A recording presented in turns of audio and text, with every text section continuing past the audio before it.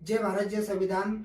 भुसावळ येथील ज्योती वानखेडे यांना एक चांगल्या प्रकारचं योगा स्पर्धेमध्ये गोल्ड मेडल मिळालेलं आहे. एक सुवर्ण पदासाठी त्यांना सन्मानित करण्यात आलेलं आहे आणि एक चांगल्या प्रकारचं व्यक्तिमत्व ताईंचं आहे. त्याच माध्यमातून ते एक सामाजिक कार्यकर्ता सुद्धा आहेत.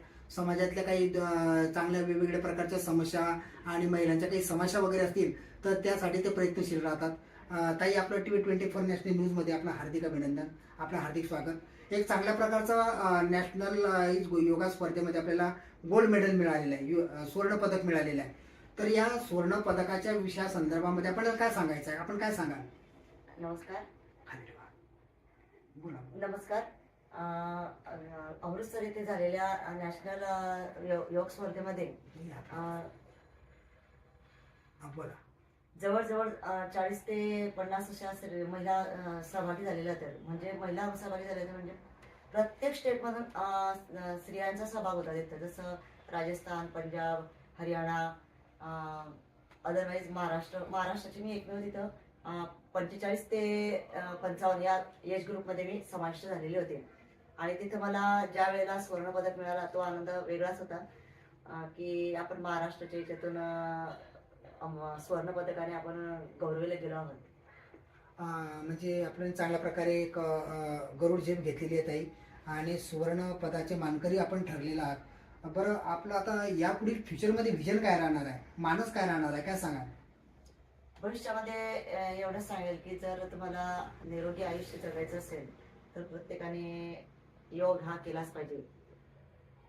असंच एवढंच सांगेल की आरोग्य ही धनसंपदा, की आरोग्याशिवाय दुसरी कोणती संपदा नाही आहे. तर तुम्ही करा योग आणि राहा निरोग एवढंच मी सांगेन.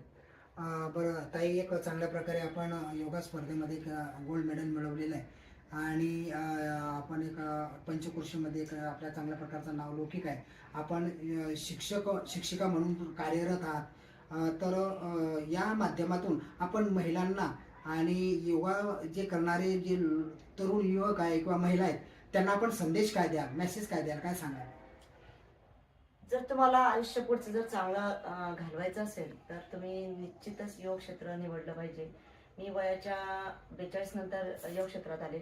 पण जी आरोग्याची धनसंपदा आहे ती लाख मोलाची असते. तर येणाऱ्या तरुण पिढीला हा संदेश देईल की तुम्ही योग हा कोणत्याही वयामध्ये करू शकता आणि उंच भरारी घेऊ शकता.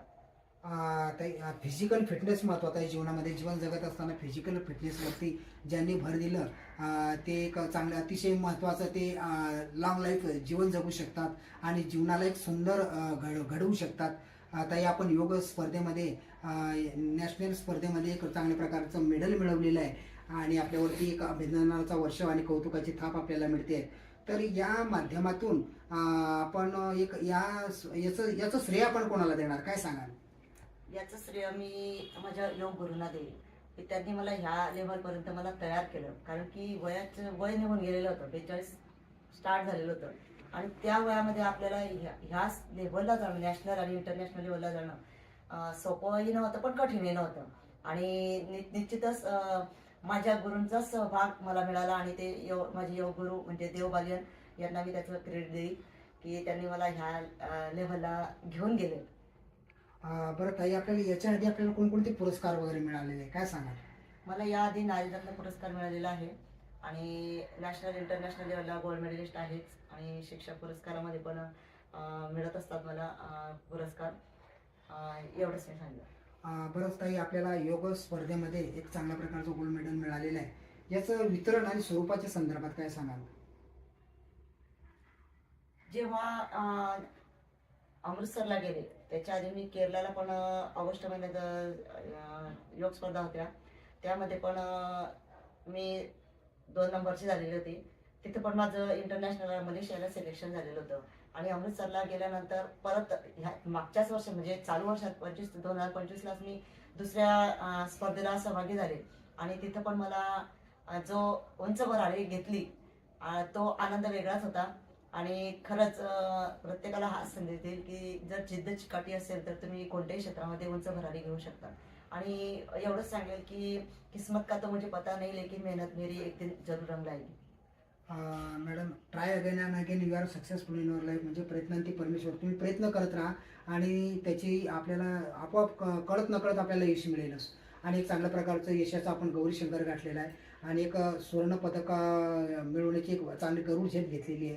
तर एक चांगल्या प्रकारचं आपण गरुड झेप घेतलेली आहे.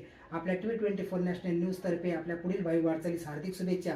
याही पुढे जाऊन सांगतो की उडत्या पाखराला परतीची तमा नसावी, डोळ्यात नेहमी नवी दिशा असावी.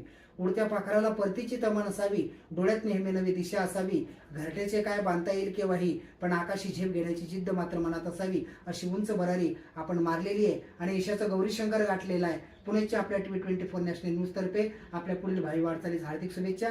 Jogilal Surwade, T24 national news.